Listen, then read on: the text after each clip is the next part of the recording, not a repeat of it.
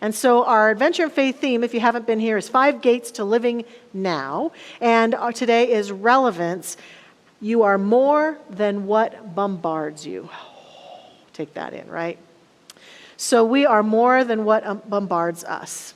I really have resonated with this topic, not only because I think in the big picture, we're seeing that there's a lot of bombarding appearing to go on, a lot of bombardment of information, a lot of challenges with the world is changing, and I think a lot of us are hoping that the world will return back to what we call normal, and so the gates that we might be peering through are gates where we're looking into situations and things and hoping that eventually that's going to get back to normal, and then eventually that's going to get back to normal.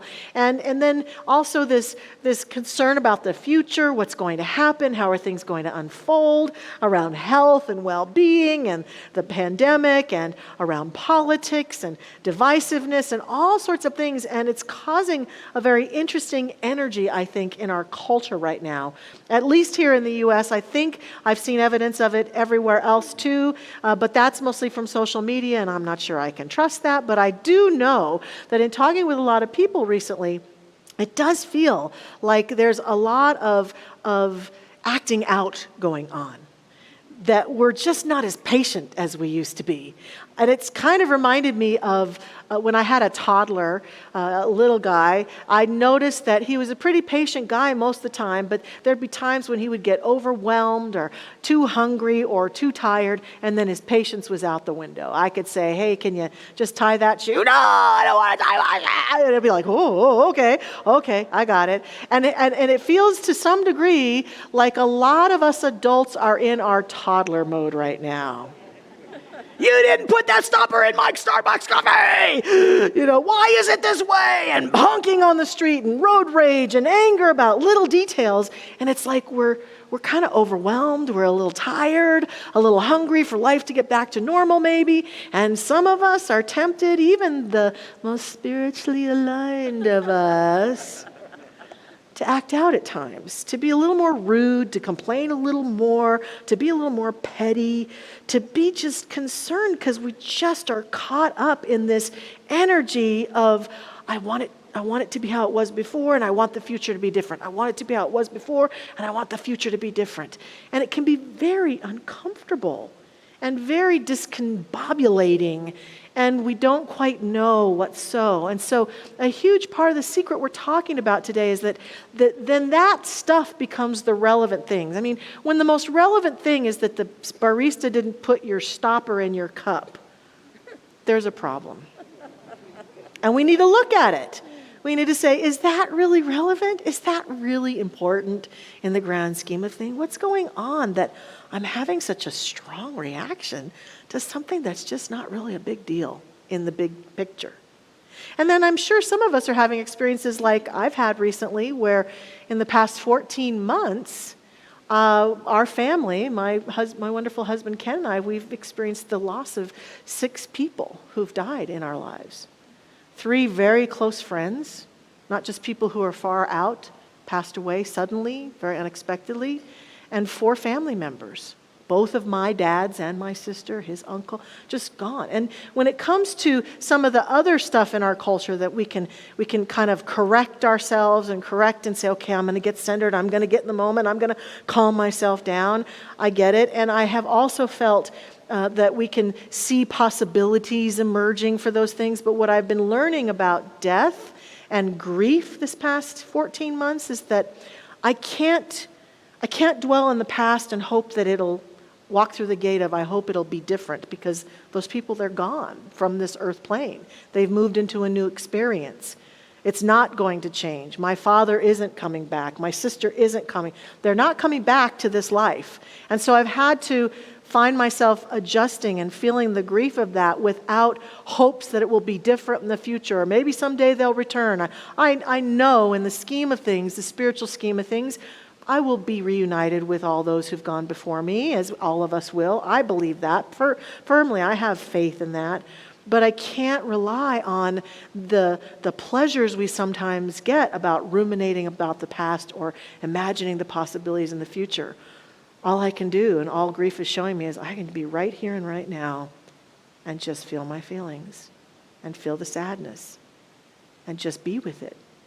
And that can be very confrontive. And at the same time, I think it's part of the secret of this whole topic, of being right here and right now, beginning to let go of our urgency for the normal to return, because it probably won't. We're in a new normal.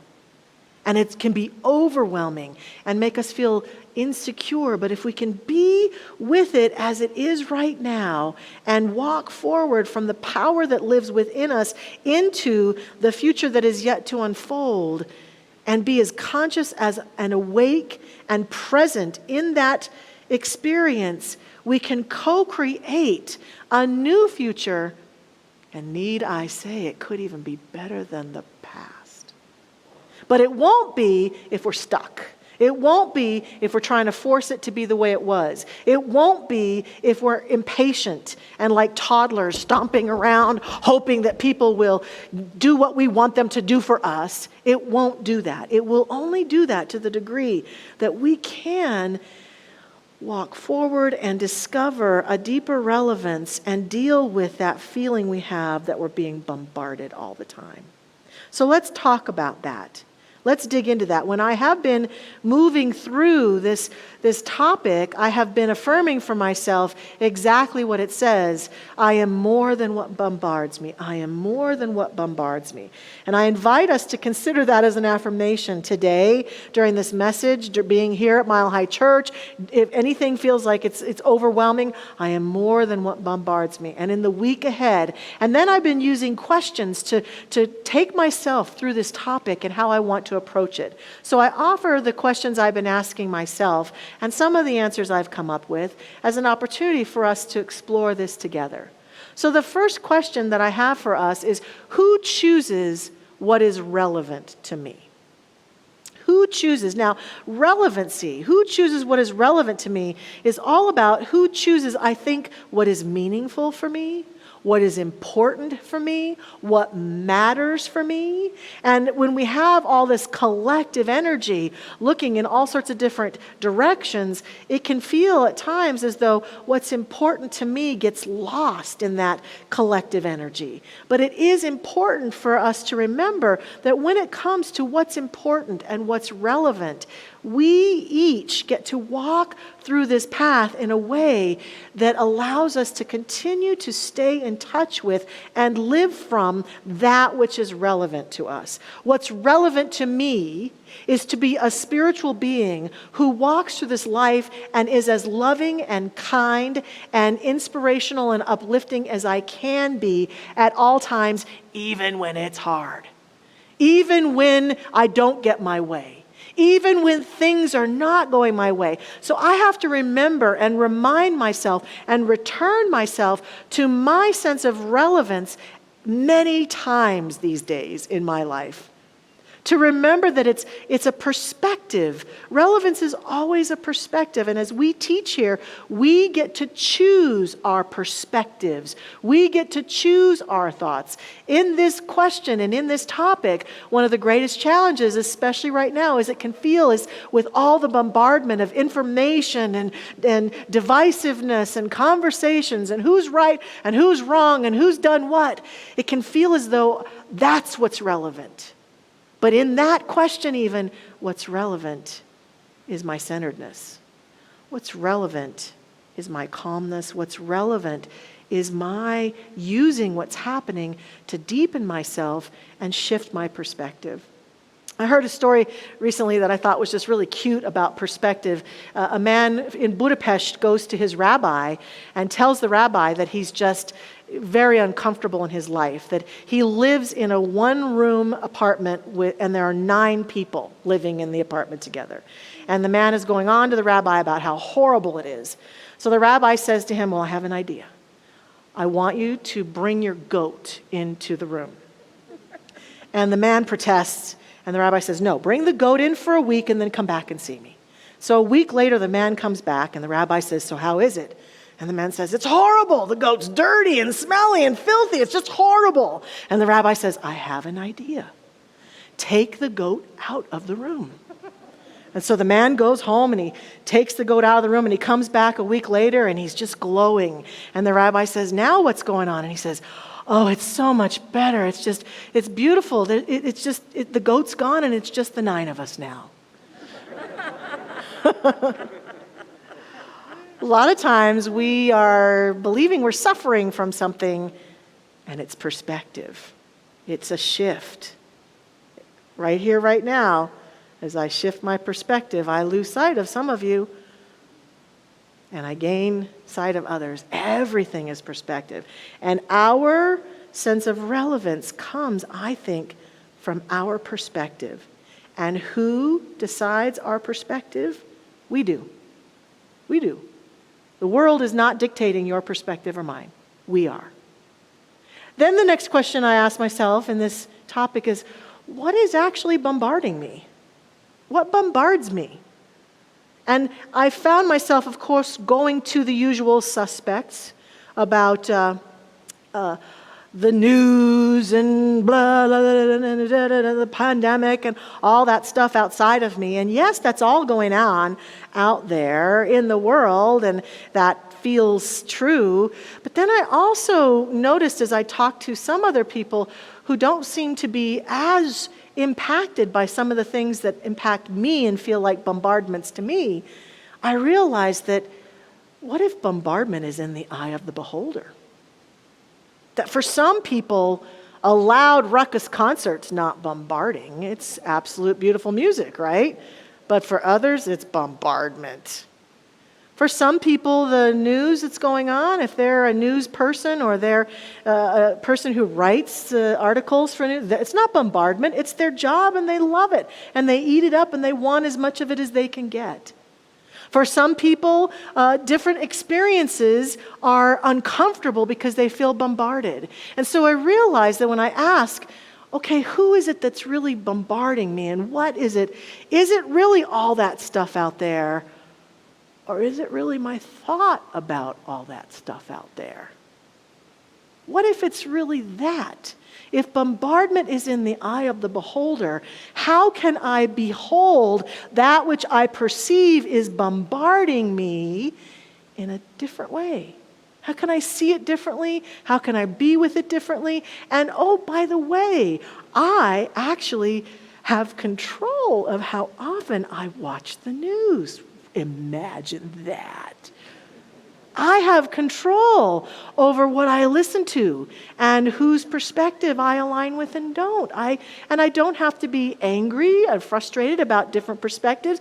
What if I can celebrate the many different ways that we see things and we see each other and just be present in the moment? And even when I'm bombarded with my own grief and sadness, what if I'm just with it and face it and look at it? Sometimes we spiritual people want to go to the high ground and get away from the stuff we don't like and the things we don't like and the people we don't like. But power might actually be in being right here and right now and looking at my own pain, at my sadness at the state of things sometimes, my frustration. In fact, the great Mark Nepo says to us, no wall or avoidance or denial, no cause or excuse can keep the rawness of life from running through us. While this at times may seem devastating, it is actually reassuring, because while the impermanence of life, if fixed on, can be terrifying, leaving us preoccupied with death, the very same impermanence, if allowed its infinite frame, can soothe us with the understanding that even the deepest pain will pass. So I can be with what's so and allow myself to experience it and allow myself to recognize that that bombardment is a perception that I can have, that I can again shift my perspective. So I've begun to ask, after asking those two questions, about relevance then. What is relevance?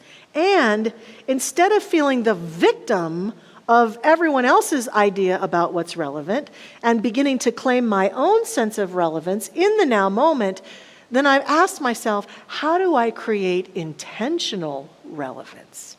Conscious, intentional relevance for myself.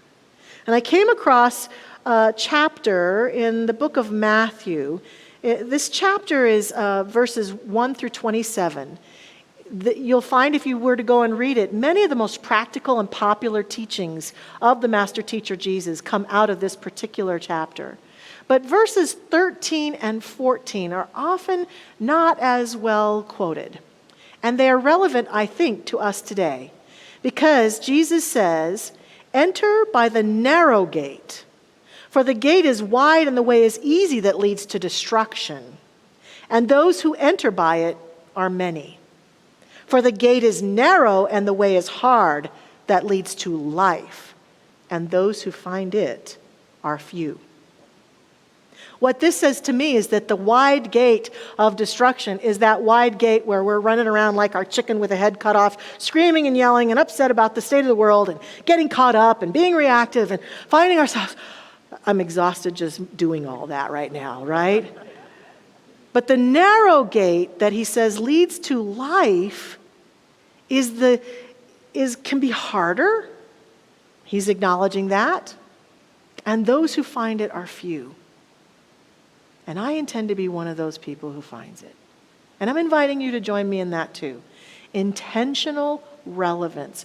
Walking into that narrow gate within us that allows us to see from a different perspective. And so how do we practice intentional relevance?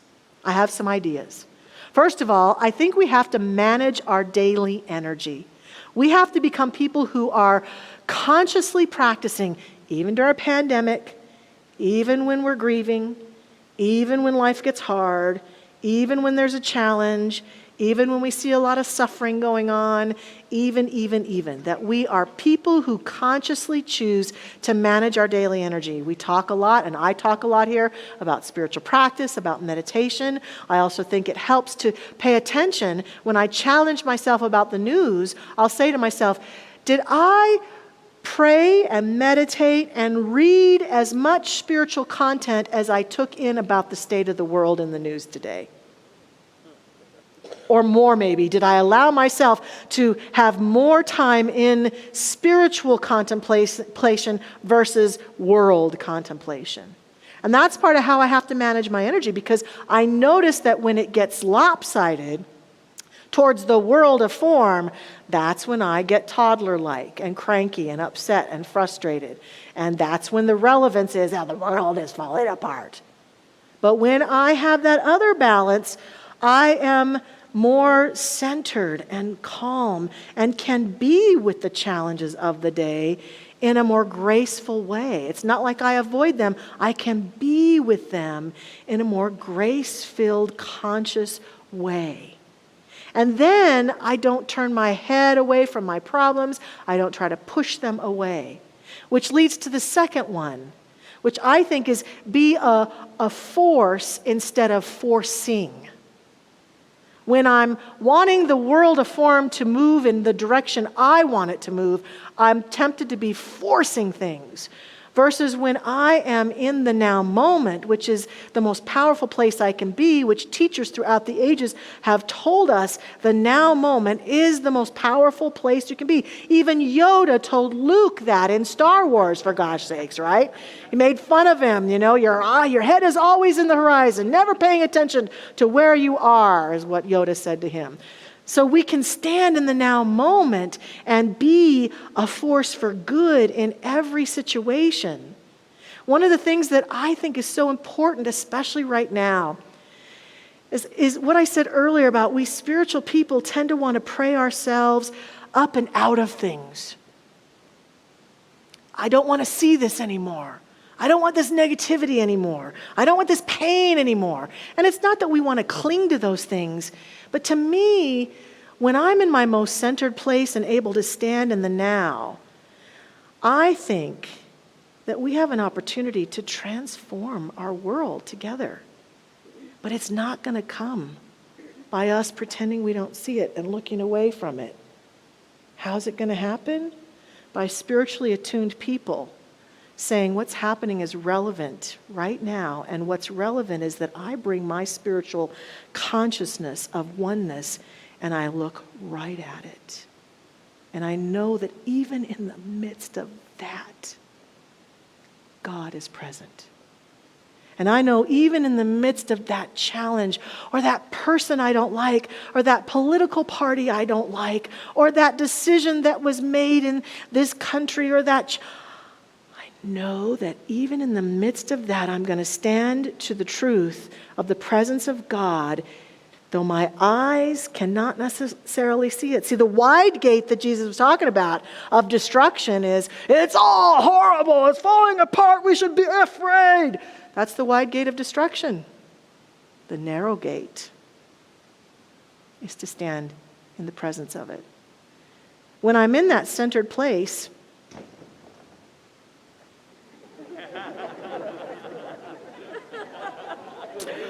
well, I don't know who that was, but I'm in my centered place. I can truly see the truth and be a force for good.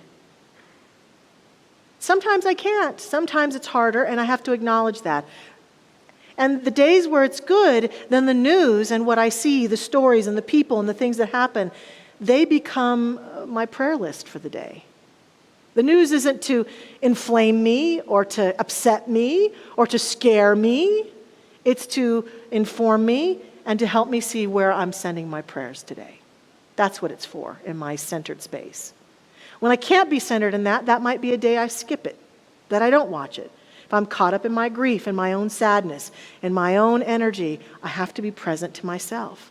This is part of being a force and not forcing. The next one is follow your magic. On one of those days a while back where I was really struggling with my sadness, I was really having a hard time getting centered. I was really, really not sure if I could ever transcend my sadness. I started having thoughts about, what if I'm like this the rest of my life kind of feeling? And what if I can't ever feel happy again or well again? And then I started getting afraid because I felt like the only way I can articulate it is I felt like, what if I'm losing my magic? I've always been kind of a magical creature, dressed like a unicorn yesterday at the trunk or treat, you know. I've always felt like I was a natural optimist and could see the good side of everything and everyone and could always feel that life is going to work out. It's going to work out. I just know it is. But I was starting to feel the opposite, and I hadn't felt that way before. And I began to ask, how can I reconnect? And I suddenly had an image of myself in middle school, when my parents were going through a divorce and I was struggling with all sorts of issues, and I would routinely go down into my mother's bedroom, and she had a stereo there with earphones, and I would put the stereo earphones on, and I would play Fleetwood Mac as loud as I could, and then I would sing into the house. I'm sure my brother and sister were tortured by this. And I would sing Fleetwood Mac and the Eagles and all my favorite artists, and I would just sing, and then I'd feel better. And when that image came, I thought, well, that's my meditation for today. So poor Ken, I put my earphones on, and I sang Laura Berman songs, and I sang Karen Drucker songs, and I sang Michael Gott songs as loudly as I could, even though I was feeling sad. And I sang sad songs, too, to honor my sadness that day. And when I was done, I could feel the magic again. I could feel myself again. Follow your magic. If you're feeling that sense of, I don't know what's important or relevant, I can't find my meaning today, listen, what do I need to do today to re-engage that? And everyone's magic is different. And lastly, bubble up. My son, Jesse, is a classic feeler. He's an empath. He feels not only his feelings, but everyone else's feelings around him. I'm going to guess there's one or two of you in the room along with my son, right? And I know that part of the issue is whether or not you identify yourself as an empath. The reality, the spiritual truth is that we're all connected. At any moment, we could all take a moment and get quiet and possibly even feel the angst of some other being clear on the other side of the planet, if we really wanted to. because we're connected.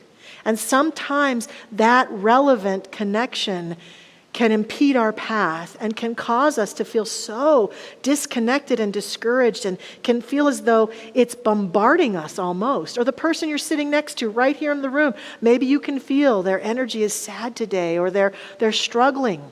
And so it's not only our own stuff we're feeling, it's everybody else's at times too. And the wide range of experience going on the planet. And on the days when I'm not as strong as I'd like to be, or I just feel like I need a little break, I will bubble up. And I used to tell my son, okay, here's what we're going to do. I want you to imagine an invisible bubble around you. And you can see out the bubble. And good feelings and warm feelings and light and love can come through as you go through your day and encounter the things and the people that you encounter. But it's all your energy today. Just allow yourself to bask in your field of energy today. And so we would constantly invite him when he was overwhelmed to bubble up. And we adults can do that too, especially right now. We can bubble up. It's not looking away from the world because I think the bubble needs to be invisible so I can still look right at what is in front of me and see what's there, but that I can have a day or a few days or a week where I'm just centered in myself and I can see that that which comes through is only the good and the love, because there's so much out there. And it helps me then to be choosing my own relevance, to walk forward and be intentional in it and continue to live my life in grace and love. There's a wonderful woman named L.R. Nost. She's an award-winning author of many wonderful children's, she calls it gentle parenting books, and founder and director of the children's right advocacy and family consulting group, Little Hearts, Gentle Parenting Resources. And she's the editor-in-chief of Holistic Parenting magazine. And I'd like to close with a quote from her as we go forth and recognize that we are more than what bombards us. For she tells us, do not be dismayed by the brokenness of the world. All things break, and all things can be mended. Not with time, as they say, but with intention. So go. Love intentionally, extravagantly, unconditionally. The broken world waits in darkness for the light that is you.